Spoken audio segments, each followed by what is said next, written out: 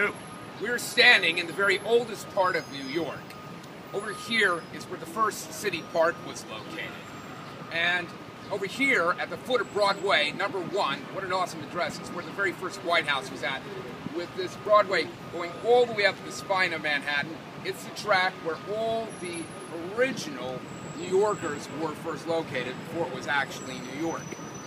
This was the Lenape American Indian tribe, which is interesting because over here we have the National Museum of American Indian, which has been here for about 10 years now. Now, what makes it extremely intriguing is if you take a look at it, it's a beautiful building, but let's go all the way back to when it was original, because it wasn't a structure. This was where the first settlement was located, a Dutch fortress, typical four-pointed star, and this is where the garrison was located and the city was defended from. It was active for some time, but then it was finally destroyed around the time of the Revolution, and it was turned into what would have been, after the Revolution, the first White House, a brick building. Now, but after that, it was destroyed once again, and a row of brick houses were put into this area, beautiful row houses that made it an upper middle class neighborhood. Something of elite quality, and there's only one final building that's still covering that area today. And we'll see that later on in the tour. So the Civil War continues, and they end up taking it down once again. At one point it was a customs house, and now they want to bring it back to the status of being a customs house. So the government has a competition to build it, and a man named Cass Gilbert is the one who is selected to create the design, done in the Beaux-Arts style. And if you look closely, you'll see some interesting details.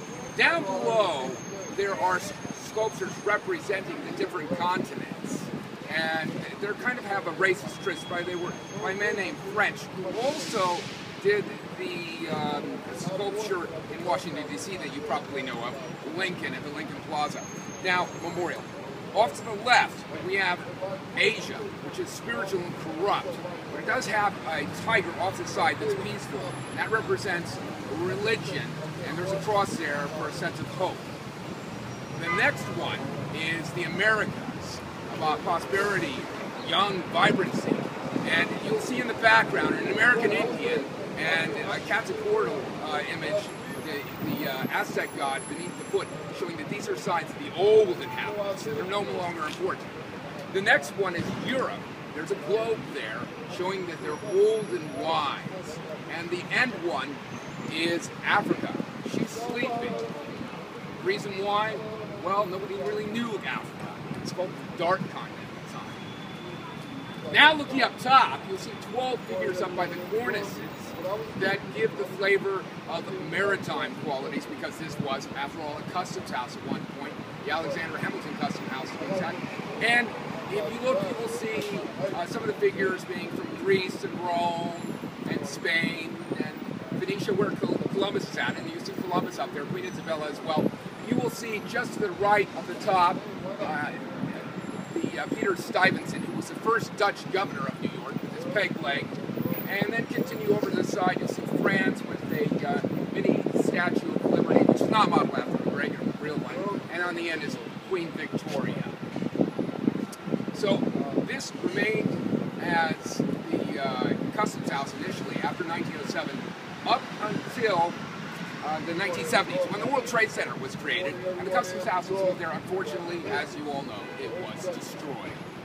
And in its place here, after having sit for some time, it turned into a bankruptcy court in 1987. About that same time, the Smithsonian Institute had something of a debacle going on. It was revealed that they had the remains of 12,000 to 18,000 American Indians, and also their very sacred artifacts. It caused a huge outrage, and Congress immediately passed a law, and they returned most of these items back and formed these three museums. One of them is right here, as we're sitting. Now, you may recall from a film that there was an angry river of slime underneath it. This was Ghostbusters 2. And it was caused by 8 million angry New Yorkers. Yes, New York has reputation for being a little bit uppity, and especially in the rest of the country. But, as you recall, if you saw the film, or I'll refresh your memory now, it was never a problem after New Year's Eve, because there was a jubilant joy of feeling, and that at least comes once every year. So we're going to take a quick step over here, and I'm going to have a quick download of history in the area.